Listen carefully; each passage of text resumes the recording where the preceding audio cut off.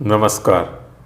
For your information, सहज, सरल और संक्षिप्त के इस नए अंक में आपका आपके परिवार के साथ स्वागत है। आइए नज़र डालते हैं आज की उन सुर्खियों पर जो हमारे और आपकी जानकारी के लिए ज़रूरी हैं। पहले राष्ट्रीय खबरों पर एक नज़र। उत्तर प्रदेश के विधानसभा चुनाव में प्रचंड बहुमत के साथ लगातार दूसरी बार प्रदेश की सत्ता पर काबिज होने जा रही भारतीय जनता पार्टी की तरफ से बतौर मुख्यमंत्री योगी आदित्यनाथ अपनी दूसरी पारी खेलेंगे। ये तो तय है कि गोरखपुर शहर से निर्वाचित विधायक योगी आदित्यनाथ ही मुख्यमंत्री पद की शपथ लेंगे। उनके साथ में मंत्री पद की शपथ लेने वालों के नाम पर भाजपा संगठन में मंथन जारी है। 2024 के लोकसभा चुनाव को देखते हुए इस बार मंत्रिमंडल में जातीय के साथ क्षेत्रीय संतुलन भी साधा जाएगा। डिप्टी सीएम केशव प्रसाद मौर्य के साथ ही 11 मंत्रियों के चुनाव हारने के कारण काफी संख्या में नए चेहरों को मौका मिलेगा। डिप्टी सीएम पर दलित को भी आजमाया जा सकता है। प्रदेश के कार्यवाहक मुख्यमंत्री योगी आदित्यनाथ रविवार को नई दिल्ली में भाजपा के शीर्ष नेतृत्व के साथ बैठक करेंगे। इस दौरान उनके साथ भाजपा के प्रदेश अध्यक्ष स्वतंत्र देव सिंह तथा प्रदेश के महामंत्री संगठन सुनील बंसल भी रहेंगे। भारतीय जनता पार्टी अब उत्तर प्रदेश में अगली सरकार के गठन की तैयारियों में है। डिप्टी सीएम का एक पद खाली हो गया है। इसके लिए दलित को आगे लाया जाएगा। माना जा रहा है कि भाजपा केंद्रीय मंत्री कौशल किशोर पर दांव खेल सकती है। ये तो तय है कि इस बार योगी आदित्यनाथ कैबिनेट का चेहरा काफी बदला हुआ होगा। मंत्री पद पर करीब 1.5 दर्जन नए चेहरों को मौका मिलेगा। भाजपा अपने सहयोगी दलों अपना दल एस तथा निषाद पार्टी के विधायकों को भी मंत्रिमंडल में जगह देगी। पार्टी दोनों डिप्टी सीएम बदलेगी। डॉक्टर दिनेश शर्मा के चुनाव न लड़ने और केशव प्रसाद मौर्य के कौशाम्बी की सिराथू से चुनाव हारने के बाद से डिप्टी सीएम के दोनों पद पर नए चेहरे सामने होंगे। एक चेहरा भाजपा प्रदेश अध्यक्ष स्वतंत्र देव सिंह का भी हो सकता है। उधर अच्छी खबर गंगा नदी से भी। बिहार और उत्तराखंड में गंगा नदी की जल गुणवत्ता में काफी सुधार हुआ है। जैविक ऑक्सीजन मांग बीओडी में कमी आने के साथ यहां गंगा का पानी नहाने योग्य है। इससे स्पष्ट है कि नदी के स्वास्थ्य में सुधार हो रहा है। ये जानकारी आधिकारिक आंकड़ों में दी गई है।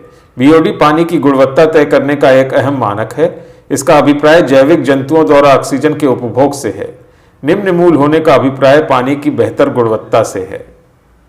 आंकड़ों के मुताबिक गंगा का पानी नहाने के मानक के अनुकूल मिला, जो अन्य तथ्यों के साथ प्रति लीटर पानी में 3 मिलीग्राम बीओडी की मांग होने पर होता है। साझा किए गए आंकड़ों में गंगा जल की वर्ष 2015 और 2021 की तुलना की गई, जिसके मुताबिक उत्तराखंड हरिद्वार से सुल्तानपुर तक और बिहार बक्सर से भागलपुर तक के हिस्से में गंगा जल में बीओडी का स्तर 3 मिलीग्राम प्रति लीटर रहा, जो अप्रदूषित की श्रेणी में आता है। चुनाव। 5 राज्यों के विधानसभा चुनावों में करारी शिकस्त के बाद कांग्रेस मंथन करने जा रही है। समाचार एजेंसी एएनआई की रिपोर्ट के मुताबिक कांग्रेस ने रविवार को कार्य समिति की बैठक बुलाई है। ये बैठक दिल्ली स्थित एआईसीसी कार्यालय में शाम 4 बजे से होगी। इसमें 5 राज्यों में मिली हार और मौजूदा सियासी हालात को मंथन होगा।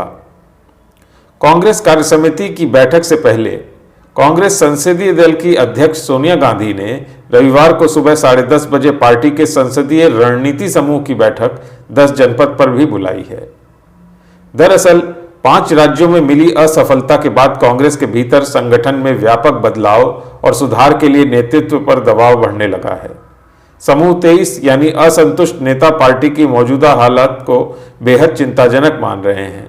G23 समूह के नेताओं की गुलाम नबी आजाद के आवास पर शुक्रवार को बैठक हुई, जिसमें लंबी मंत्रणा भी हुई। उधर उत्तर प्रदेश विधानसभा में पार्टी को मिली करारी हार के बाद बहुजन समाज पार्टी सुप्रीमो मायावती ने अपने सभी प्रवक्ताओं को टीवी बहस आदि कार्यक्रमों में शामिल होने पर रोक लगा दी है।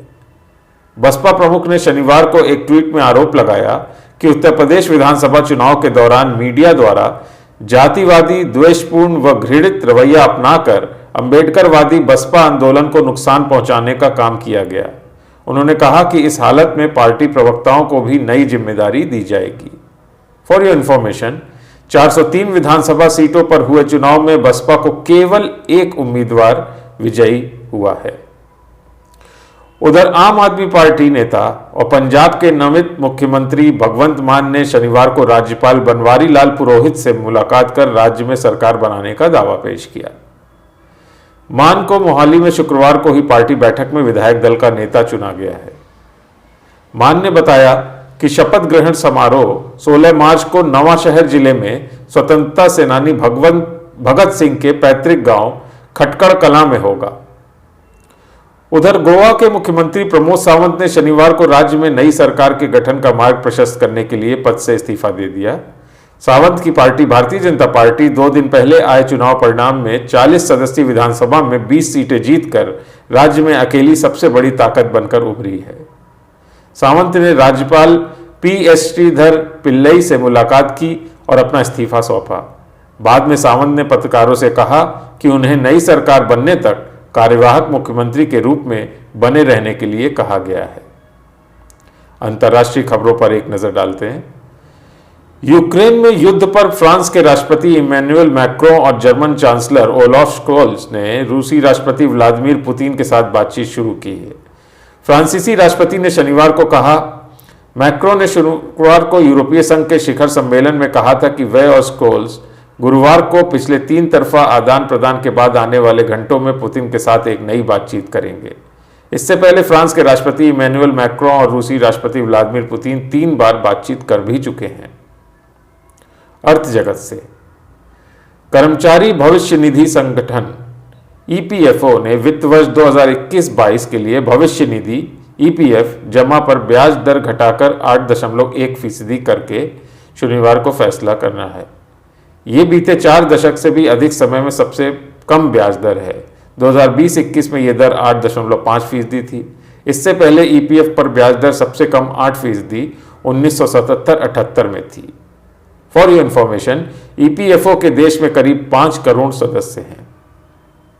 खेल जगत से भारत की एक दिवसीय कप्तान मिताली राज ने ICC महिला क्रिकेट विश्व कप में सबसे ज्यादा मैचों में कप्तानी का ऑस्ट्रेलिया की बेलिंडा क्लार्क का रिकॉर्ड तोड़ दिया है। फॉर योर इंफॉर्मेशन, 39 वर्षीय मिताली अब तक विश्व कप में 24 मैचों की कप्तानी कर चुकी हैं, जिनमें से 14 जीते हैं, 8 हारे हैं और 1 का नतीजा नहीं निकला। उधर क्लार्क ने 23 मैचों में कप्तानी की है। Good to know. भारत में अब बुलेट ट्रेन से लेकर ड्राइवरलेस ट्रेन तक की बातें होने लगी हैं, लेकिन बहुत कम लोगों को पता है कि 1950 में आज ही के दिन यानी 12 मार्च को चितरंजन रेल कारखाने में भारत का पहला भाप इंजन बनकर तैयार हुआ था। ये बात अलग है कि आज़ाद भारत में तीव्र गति की ट्रेनों की मांग को देखते हुए 1971 में चितरंजन रेल खाने में भाप इंजनों का निर्माण पूरी तरह बंद कर दिया गया। उसके बाद यहाँ पर डीजल इंजन बनाए जाने लगे। वर्तमान में भारतीय रेलवे एशिया का सबसे बड़ा रेलवे नेटवर्क है। इसे दुनिया में दूसरे सबसे बड़े नेटवर्क की भी ख्याति मिली है, जिसमें एक ही प्रबंधन के अधीन चलाया जा रहा है। हर दिन करीब 12,617 ट्रेनों पर 23 लाख यात्री सफर करते हैं। भारतीय रेल ट्रैक की कुल लंबाई 64,000 किलोमीटर से अधिक है। वहीं अगर यार्ड, साइडिंग्स वगैरह सब जोड़ दिया जाए तो ये लंबाई 1,10,000 किलोमीटर से भी ज़्यादा हो जाती है। इतने बड़े नेटवर्क को अब आधुनिकता की ओर ले जाना बहुत बड़ी कवायद के तौर पर देखा जा रहा है। इसके नेटवर्क को हाईटेक किया जा रहा है। बता दें कि भारत में सबसे पहले मुंबई से ठाणे के बीच रेलगाड़ी चली। 16 अप्रैल 1853 को इस 35 किलोमीटर के सफर का शुभारंभ किया गया था। भाप के इंजन के साथ 14 डिब्बों की रेलगाड़ी मुंबई से ठाणे के बीच रवाना हुई थी। ये सफर लगातार चलता रहेगा। सलाम भारतीय रेलवे को। आज के लिए बस इतना ही। अपना और अपने परिवार की सेहत का बहुत ख्याल रखिएगा। शुभ रात्रि। गाड़ी बुला रही है, सीटी बजा रही है, गाड़ी बुला रही है, सीटी बजा रही है। चलना ही जिंदगी है, चलती ही जा रही